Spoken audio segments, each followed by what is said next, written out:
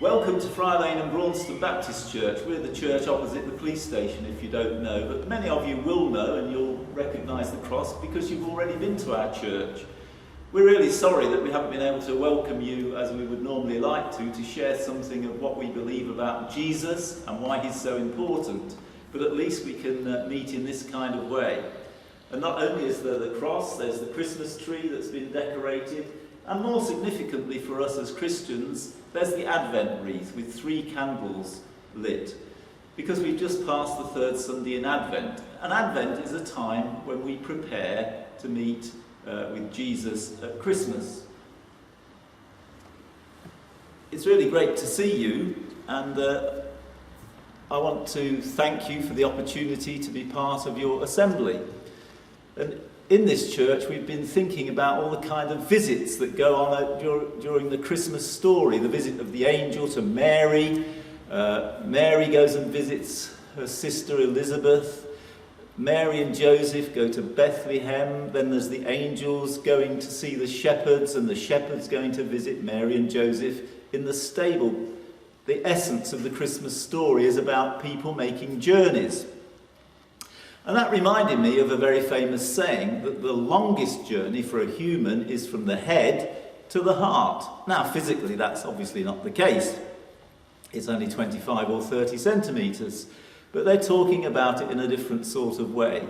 They're meaning that actually it's one thing to think something, to know something in your mind, to reason it through, and another for it to impact you, for it to get so deeply inside you that it motivates you to be different.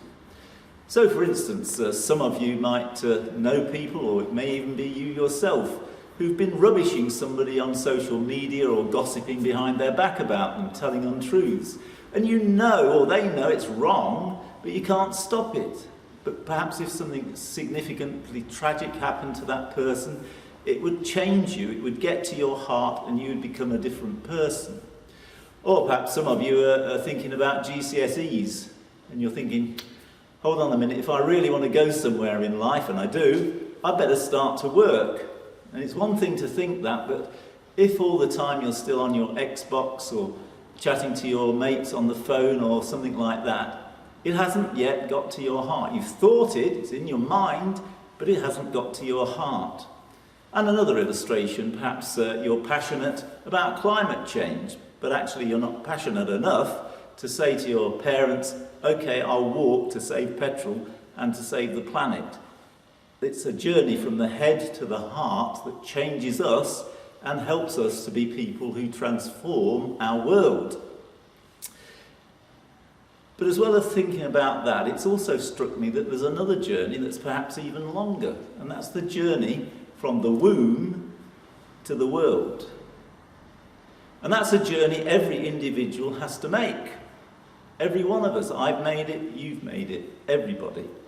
And it's a journey that Jesus made as well. You see, while we're in the womb, we're protected, we're being fed, we get a blood supply, we don't need to do anything for ourselves, we're secure. But when we enter the world, when we're born, things change. We become vulnerable to disease. We have to feed, we have to breathe for ourselves, we have to learn to grow and to exercise and to do all manner of things. But actually, it's also a journey into freedom and new possibilities that each of us take and go on taking all our lives. And Jesus made that long journey. But for him, it was even longer because he came from heaven through the womb to our world. And there's a well-known song that we sometimes sing that kind of summarises that. It says, talking about Jesus, "From heaven you came, helpless babe, entered our world, your glory veiled, not to be served, but to serve, and give your life that we might live." And so as Christians celebrate the birth of Jesus, they're also remembering that as his life develops, as he becomes obedient to his Father, as he shows us what God is actually like, he's going to end up on a cross. And another verse in this same psalm says, "Come, see his hands and his feet." And he's thinking of those hands nailed to the cross. The scars that speak of sacrifice, hands that flung stars into space, to cruel nails surrendered.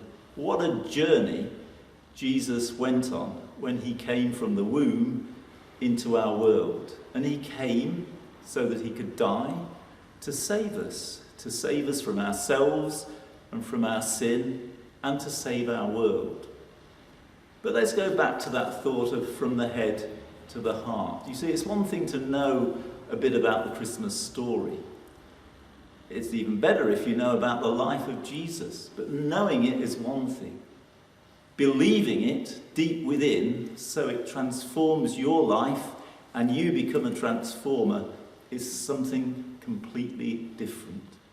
And one of Jesus' disciples wrote that Jesus came to our world so that whoever receives him, accepts him, lets him into their deepest part of their life, becomes a believer and is guaranteed and promised God's gift of eternal life. So I hope this Christmas you'll think about making that journey from the head to the heart as far as Jesus is concerned. And I wish you a great time over Christmas. Hope to see you in the new year, but bye for now.